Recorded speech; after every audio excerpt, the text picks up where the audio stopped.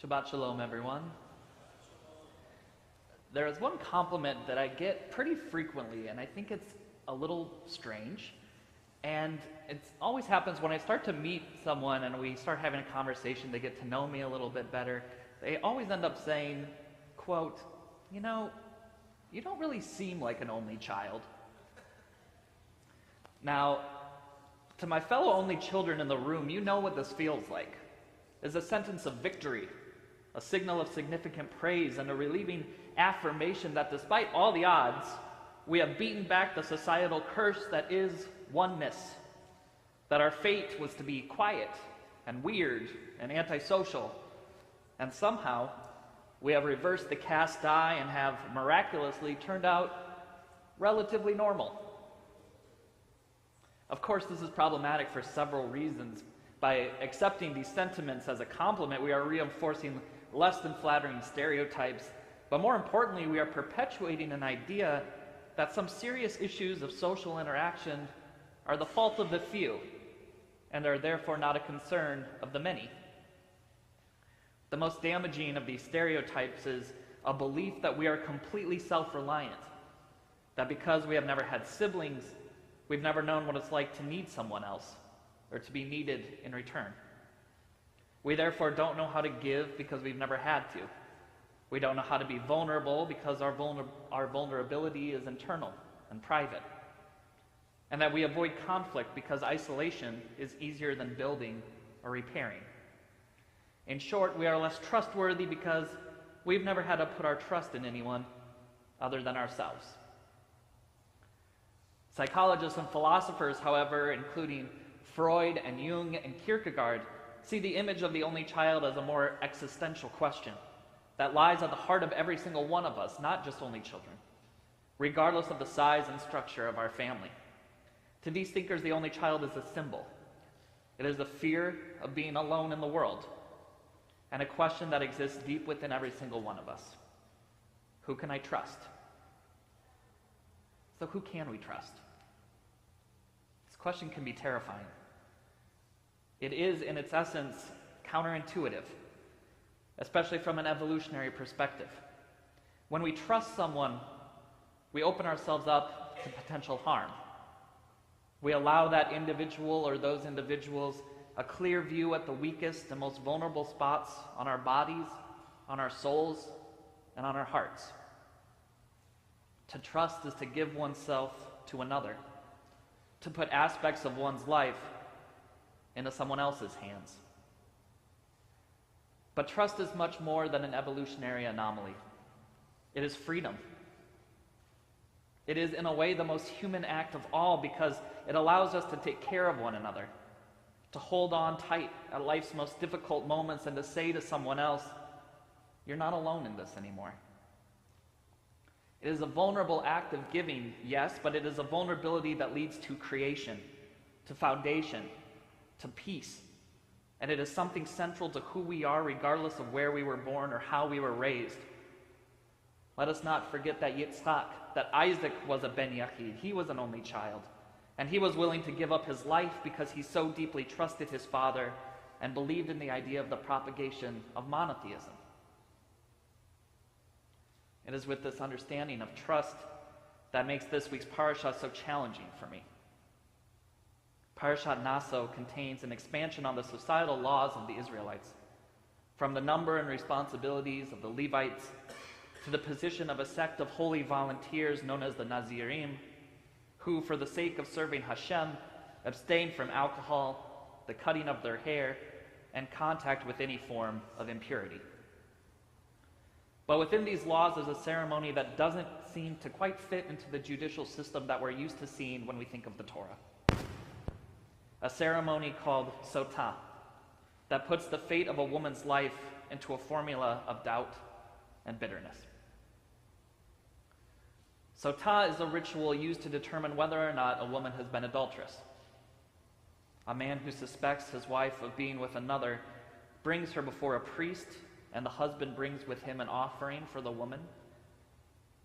The priest then takes holy water in an earthenware vessel, mixes it in the soil from inside the Mishkan, and then inscribes a piece of parchment with the following words, and then places it in the mixture. The parchment reads as following: "If no man has lain with you, and if you have not gone astray to uncleanness with another instead of your husband, you shall be clean of these bitter accursed waters. But if you have gone astray to another instead of your husband, and if you have been defiled, God shall set you as a curse and an oath among your people. This accursed water shall go into your bowels to make your belly to swell and your thigh to fall away." The scroll then settles into this mixture and deteriorates until all of its letters are erased. And then the woman drinks. If her belly swells and her thigh falls away, she is considered accursed amongst her people. If she drinks without any problem or reaction, she is considered innocent and shall be rewarded for enduring the endeavor. Trust is freedom. Trust is a pathway to peace.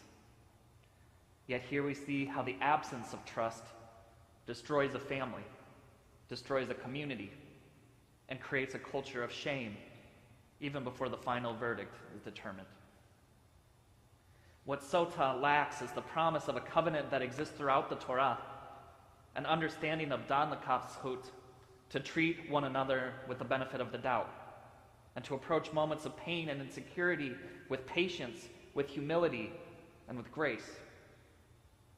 We read in Masechet Sanhedrin and the Talmud that if a man is chasing someone with a knife, and he is screaming at this man that he is chasing, that "I'm going to murder you," and they run into a cave, and they come back out, and only the man with the knife is still coming out of the cave and is covered with blood, he is to be treated as innocent.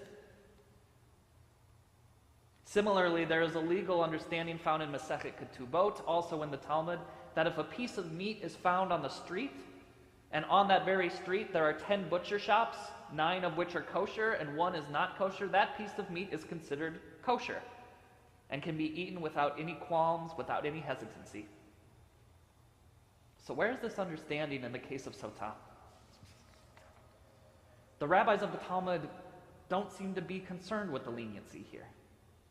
In fact, they celebrate this ritual as a commitment to peace. In Masechet Hulin of the Talmud, our sages teach, "Great is peace, for to make peace between husband and wife, the Torah instructs that the name of God, written in holiness, be blotted out in water." So we remember that on this parchment, the scroll that the Sotah ceremony takes place, you're actually writing the name of God, the Tetragrammaton, this 4-letter name of God that is never supposed to be erased or blotted out. But maybe the blotting out of God's name is not a sign of peace between partners, but rather a demonstration of forgetting God's name when our anger, suspicions, and the inflation of our egos gets the better of us. Maybe the blotting out of God's name is the real takeaway from this strange ritual. Can we really be comfortable? Can the rabbis really be comfortable with the idea of blotting out the holy name of God for the sake of charm and omen adjudication? Is the trial of a woman without proper representation more important than the protection and sanctification of the divine name? And more applicable to us today, are we ready to give up our trust, our vulnerability, the good name of a friend or a loved one, and the depth and beauty of a relationship of mutual respect, all for a hunch or for a suspicion? It's not easy to say this from the Bima, but I believe that here our rabbis got it wrong. On this Shabbat of Naso, days after the holiday of Shavuot, the day where we receive the Torah, I cannot believe that a trial of bitter waters and mistrust is truly meant to erase God's name and the will of God's Torah. So I offer a different interpretation this morning, one that reinforces the very next section of our parasha, which deals with the laws of the Nazirim, of those who eliminate their sense of self-importance in order to dedicate their lives to the service of Hashem. Without trust, without grace, without understanding, we eclipse the holiness that exists between us, that holiness that exists between us and God. But when we approach the challenges of our lives with the idea of dan lekach zchut, that we judge others fairly and offer the benefit of the doubt, when we look at those we love and see that their behavior or demeanor has deviated from what is normal, if we can see this as a sign that perhaps they are not okay, or that they are in need of help, rather than they are doing something to intentionally hurt us, then we magnify the divine presence in our world and offer the promise of ufros aleinu sukat shlomecha, the spreading out of the shelter of God's peace over us and over all of the world. I didn't grow up with any brothers or sisters, and maybe there are lots of life's moments that I won't fully understand because of that. But I, like all of you, know what it feels like to need someone when I'm hurting, and I know how good it feels in return to be needed as a source of strength or a source of comfort. All of us have issues with trust, but that is because we are people who have been wronged, who have been cheated, who have been betrayed. But the way to fight against that betrayal is not to recoil from the love of others, but to trust with even more of our hearts, to give some of our hurt to those who are willing to hold it with us, to judge one another with the benefit of a good name, and to trust in the good that lies there within. And if we learn to trust, to share our lives with others, then we also share the name of the Holy One, and we create a shelter of God's peace rather than a potion of bitterness and fear. On this Shabbat of Naso, may your Shabbat be filled with friends, family, and the love and the trust of community. May it be one of peace, may it be one of rest, may it be one of joy, and may it be one of song, and may you be blessed now and always. Shabbat Shalom.